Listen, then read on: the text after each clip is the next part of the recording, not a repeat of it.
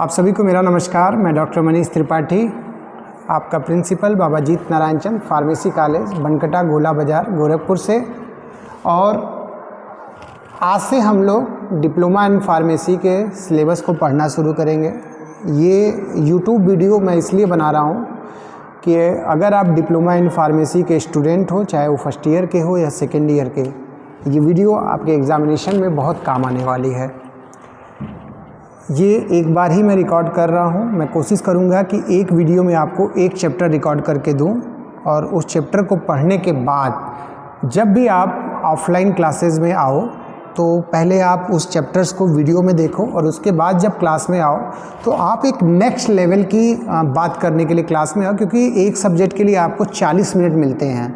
और मैं चाहता हूँ कि उस 40 मिनट में आप सिर्फ सिलेबस को नहीं, सिलेबस को ऑनलाइन पढ़ लो और क्लास में आने के बाद अपने आप डाउट्स क्लियर करो। ठीक है, आप अपनी समझ डेवलप करो, आप चीज़ों को इमेजिन करने की कोशिश करो। केवल थ्योरी और सिलेबस पढ़ने में अपना समय या साल ख़राब मत करो, क्योंकि जो आने वाला समय है वो सिर्फ एग्ज़ामिनेशन और सिलेबस और डिग्री से काम नहीं चलेगा। आपको मार्केट के हिसाब से अपने आप को तैयार करना पड़ेगा। तो बताते चलें आपको, डिप्लोमा इन फार्मेसी 2 वर्ष का कोर्स है, जिसमें फर्स्ट ईयर और सेकेंड ईयर और लास्ट में आप 3 मंथ की हॉस्पिटल ट्रेनिंग करते हो।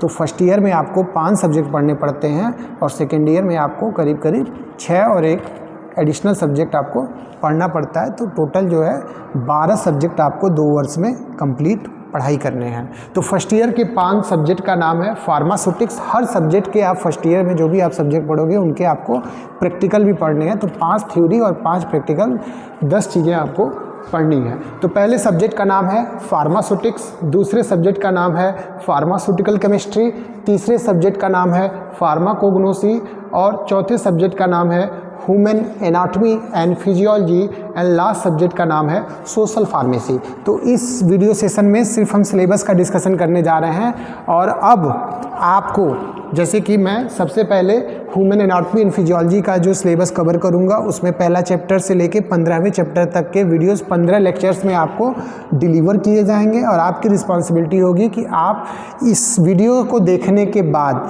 आपको जो बुक बताई जाएगी उस बुक को या किसी भी राइटर्स की बुक्स को आप पढ़िएगा और समझने की कोशिश करिएगा, और देखिएगा कि डिप्लोमा स्तर पे जितनी आपको जानकारी चाहिए, क्या आप ये वीडियो देखने के बाद उन बुक्स को कुछ समझ पा रहे हो या नहीं।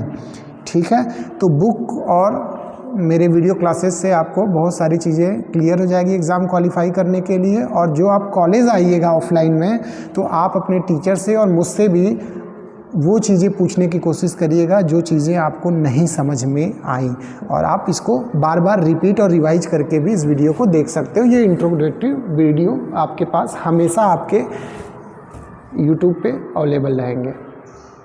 तो हम बात करते हैं फार्मास्यूटिक्स की। पहला चैप्टर आपका जो पहला सब्जेक्ट है वो फार्मास्यूटिक्स है।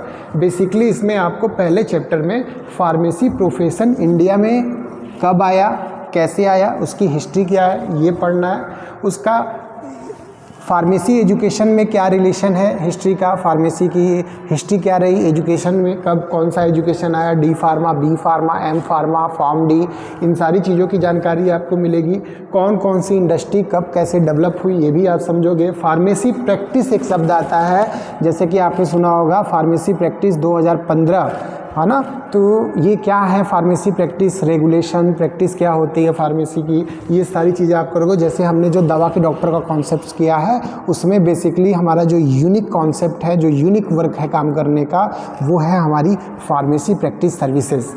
तो इसको हम लोग बेसिक से समझेंगे। वेरियस प्रोफेशनल एसोसिएशंस होते हैं, है ना। हर प्रोफेशन के आपने सुना होगा फार्मासिस्ट एसोसिएशंस होते हैं, है ना। इस तरह से हर डिपार्टमेंट्स में बहुत सारे एसोसिएशंस होते हैं। तो जनरली इसमें जो एसोसिएशंस हैं उसके बारे में आपको पढ़ना है।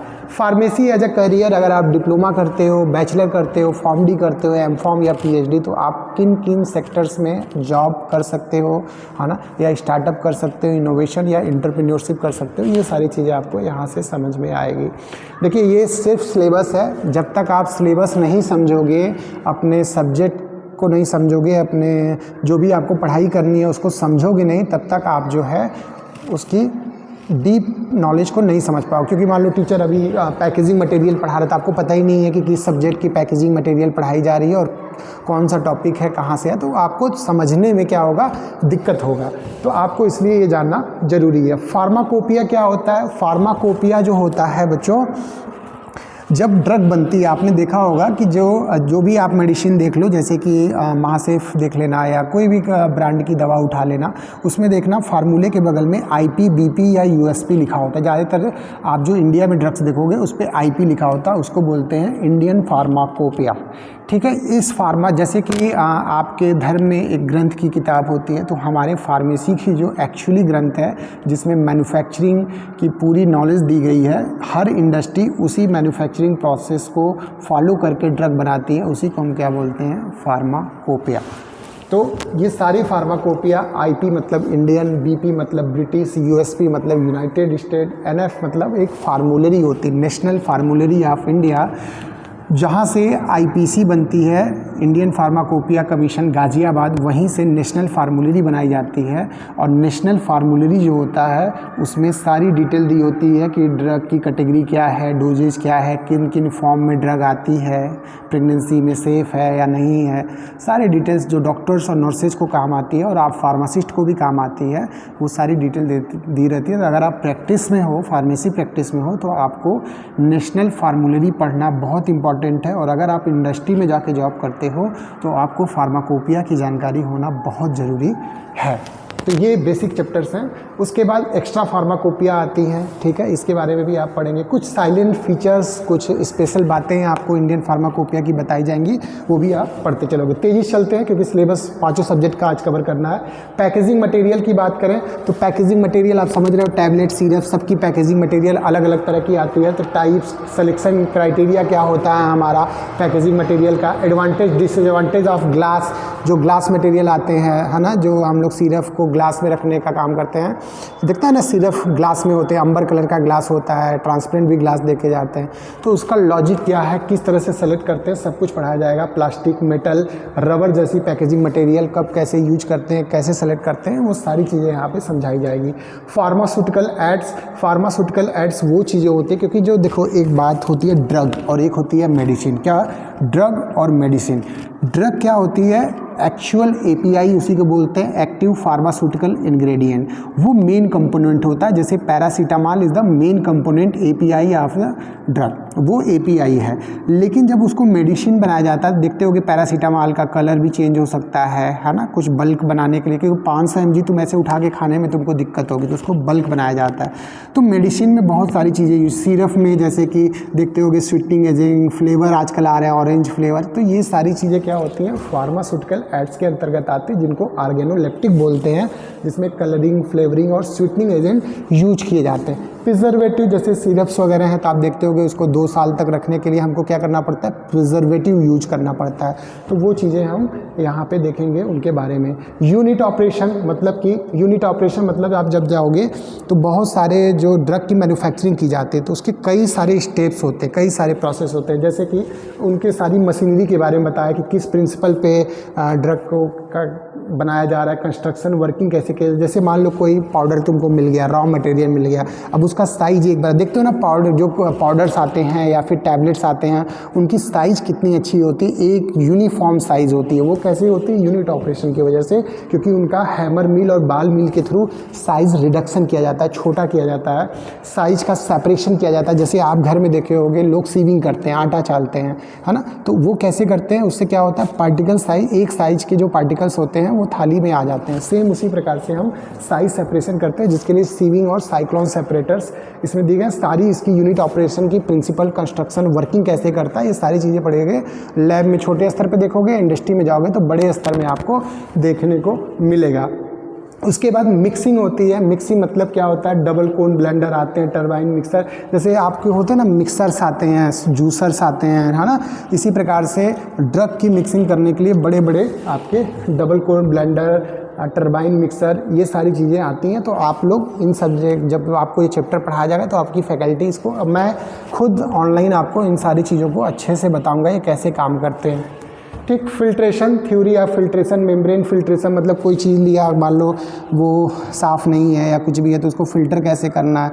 तो ये सारी चीज़ें काम कहाँ आपको पड़ेगी, जब आप किसी इंडस्ट्री में जाके काम करोगे तो उसमें फार्मास्यूटिक्स का बहुत रोल होता है। लोग एमफॉर्म करते हैं फार्मास्यूटिक्स से, पीएचडी करते हैं और वो लोग इंडस्ट्री में प्रोडक्शन डिपार्टमेंट में बहुत अच्छा काम करते हैं। तो वहाँ पे आपको फार्मास्यूटिक्स की जानकारी बहुत इंपॉर्टेंट होती है। ड्राइंग की बात करें, कोई चीज़ सुखानी है तो उसके भी बहुत सारे मेथड्स होते हैं, बेड ड्रायर्स, फ्लूइडाइज बेड ड्रायर्स और प्रोसेस ऑफ फ्रीज ड्राइंग होती है, तो ये बात हम करेंगे। एक्सट्रैक्शन मतलब ये होता है, एक्सट्रैक्शन मतलब होता है जैसे कि मान लो तुमको किसी चीज़ से एक्सट्रैक्ट करना, जैसे चाय बनाते हो ना, चाय पत्ती, तो चाय पत्ती से देखो कैसे चाय बन जाती है, तो वो एक्सट्रैक्शन प्रोसेस एक होता है जो आप इसमें पढ़ोगे तो वो भी आपको समझ में आएगा। उसके बाद देखो टैबलेट्स होते हैं। अब देखो क्या है कि डोजेस फॉर्म होते हैं। आप फार्मास्यूटिक्स में या मेडिकल स्टोर में जब जाते हो तो आपको ड्रग मेडिसिन की बहुत सारे डोजेस फॉर्म दिखाई देती है, सिरप, टैबलेट, कैप्सूल। तो टैबलेट कितने प्रकार के होते हैं, कोटेड, अनकोटेड टैबलेट आपको सुनने के मिलेंगे। आपने सुना होगा sustain release tablet, extend release tablet, fast dissolving है, मल्टीपल लेयर टैबलेट। तो ये टाइप ऑफ टैबलेट है जो आपको मेडिकल स्टोर्स में देखने को मिलेगी, तो वो चीज़ें आप यहाँ पढ़ो। कैप्सूल, सॉफ्ट जिलेटिन कैप्सूल आते हैं, हार्ड जिलेटिन आते हैं, हार्ड कैप्सूल्स आते हैं, तो ये इन सारी चीज़ों के बारे में आप पढ़ोगे। लिक्विड ओरल प्रिपरेशन, जैसे आपने लिक्विड में कई तरह सोल्यूशन सुना है, सिरप सुना है, एलेक्जर सुना है ना, इमल्सन सुना है, सस्पेंशन सुना है, ड्राई पाउडर फॉर रिकॉन्स्टिट्यूशंस आप देखे होगे। मोनोसेफ के इंजेक्शन जो आते हैं, पाउडर अलग आता है, वाटर अलग आता है, दोनों को फिर मिक्स करके रिकॉन्स्टिट्यूट करते हैं। तो ये सारी चीज़ें आप यहाँ पे पढ़ोगे।